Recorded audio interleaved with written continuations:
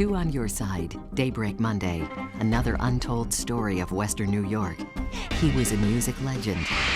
You hear that stuff? I mean, it was a revelation. But 30 years ago next month, his life ended suddenly, tragically. We were all aware that John Lennon was on the premises. But did you know Buffalo's connection to the final moments of John Lennon's life? Somebody just shot John. That was literally 10 minutes before he was killed. Find out. Two on Your Side, Daybreak, Monday 5 to 7 a.m. Ladies and gentlemen, the Beatles. Close your eyes and I'll kiss you. When the Fab Four hit the Ed Sullivan stage, they took America by storm and inspired a generation of musicians. And you watched that and you saw these four guys having so much fun. And I think, that looks like fun. That looks like, you know, these guys in the gang singing music, having fun, rocking. Hello. Yeah, that definitely influenced me and so many of my friends. Willie Nile was one of them. When Paperback Writer came out, or I Feel Fine, you know, She Loves You, I Want to Hold Your Hand, you know, Rain. When it came on the radio the first time, boom.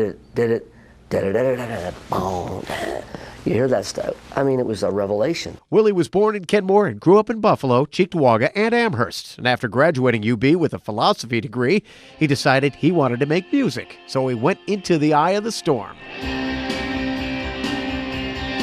He moved to New York City and Greenwich Village, the launch pad for so much great music. He started playing in clubs, and from those humble beginnings, he grew to be one of the most respected people in the music industry. While maybe not a household name in the U.S., he is huge overseas. He knows everyone, and everyone knows him. Bruce Springsteen's a buddy of mine. All of them connected by the music.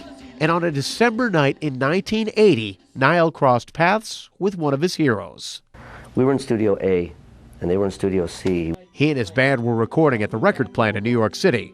We were all aware that John Lennon was on the premises. All of them had similar stories of how Lennon and the Beatles influenced them. We were totally excited. I mean, John Lennon is in the building, you know, recording and mixing and stuff. Yeah, we were thrilled. And soon, Willie would get the chance to lend a helping hand to his hero. On Sunday night, we were in the studio, and about midnight, we get a phone call from the engineers in John's session, and they said, John's out of guitar strings. Do you have any guitar strings John could use?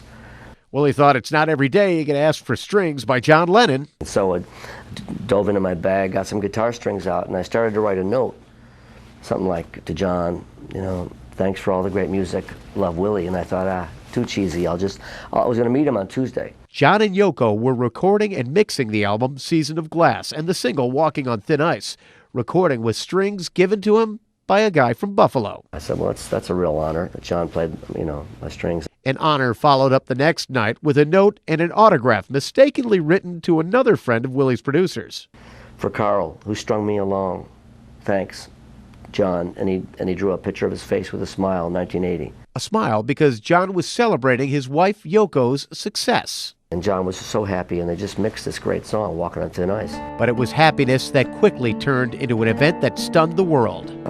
That was literally 10 minutes before he was killed. Willie and his band had just finished listening back to their recordings when their lives were changed by the tragic news delivered by their producer. The band and I went in the studio to record. We came back in, we're listening, and Tom walked in about 20 minutes later. Tom Panunzio walked in. He said, somebody just shot John. Stunned by the news, but with no other information, they finished their session. We did one take, tears coming down. We were all crying, and we couldn't do any more, and that turned out to be the take that was on the album Golden Dawn, a song called I Can't Get You Off My Mind. A fitting title, because for the past 30 years, it's a night that Willie Nile can't get off his mind. I was going to meet him the next night, not to be. It was a tragedy that struck him personally.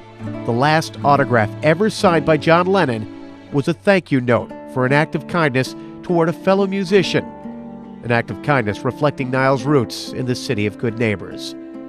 So as Willie reflects on that night nearly 30 years ago, he seems to speak for all of us. God bless John Lennon, and thanks for all his great music. With another one of Western New York's unknown stories, Pete Gallivan, Channel 2 News.